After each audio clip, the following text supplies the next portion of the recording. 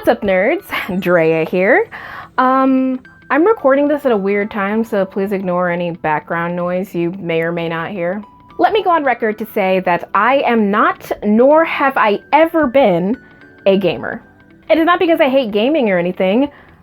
I'm just straight up not good at video games. Also, I'm super competitive. I once lost a game of Monopoly to my younger brother, and I locked him out of the house for 20 minutes. However, just because I say I'm not a gamer doesn't mean I didn't grow up with quite a few video games. So today, we're gonna talk about 5 of them. So I was actually reminded of this game recently, somehow.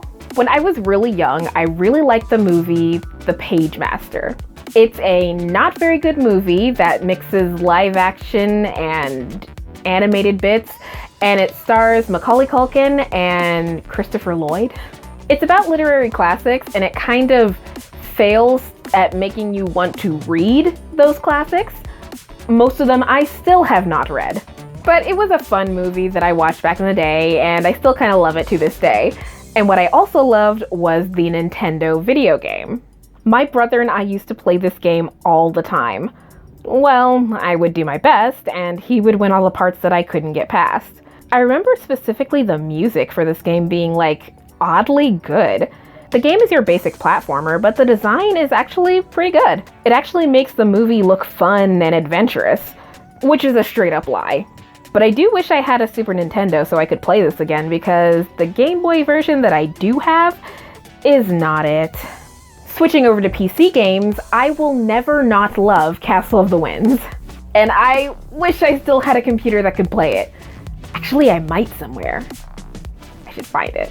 It's a 2D RPG tile-based game. Compared to games now, it is so low-tech and low-quality, but if I could play it again, I would be so happy. The gameplay is super simple, which is why it's one of the few games I've completed by myself.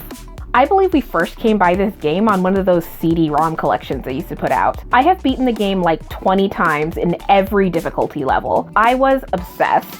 It's just a really fun game, and you can collect things. I like doing that. I think everyone remembers Mario 64. My family didn't get a 64 for a while, so we would go over to friends' houses just to play this.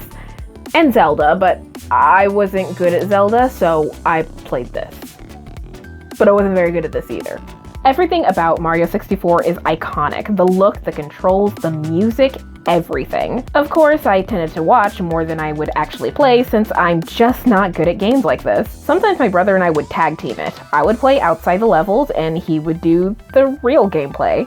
I don't really like playing games on ports because I think it's on the Switch now, and I mean, aside from the fact that I don't have one, I just don't like how games like this feel on ports. But I really wish I still had a 64 so I could play that original version again. It was so great. So I was a big Disney Channel watcher back in the day, and when my parents finally got my brother and I our very own Game Boy Advances, I chose a little bit not wisely for the one game I was allowed to get.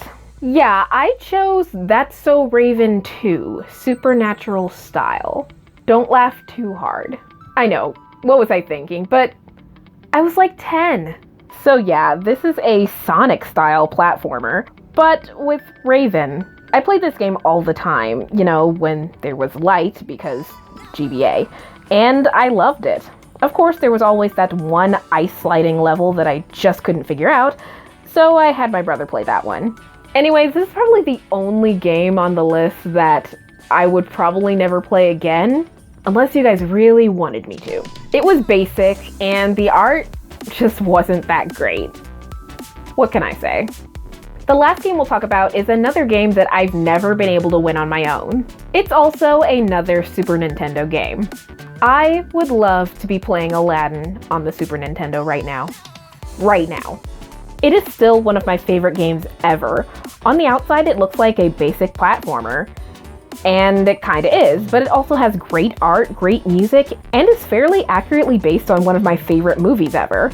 My brother had to win the flying carpet level and the final boss fight because I am super uncoordinated. Anyway, I love this game, and I miss this game, and I miss playing these games with my brother. Thank you everyone for watching this look back at games I used to enjoy, short as it may be. And just because I don't consider myself a gamer doesn't mean that I've never played a game. I'm just not good at games, and I hate losing. So I play The Sims.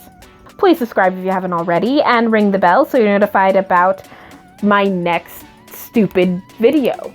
Also, check out my Instagram where I post pics like every other day, along with my other social media I'll have linked below. Please have a great rest of your day, week, month, and year, and I'll catch you guys later. Bye!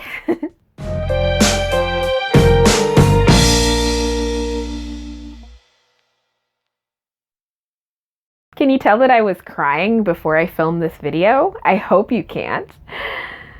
It's been a rough 15 minutes, honestly. But it's okay. I've got a pizza coming.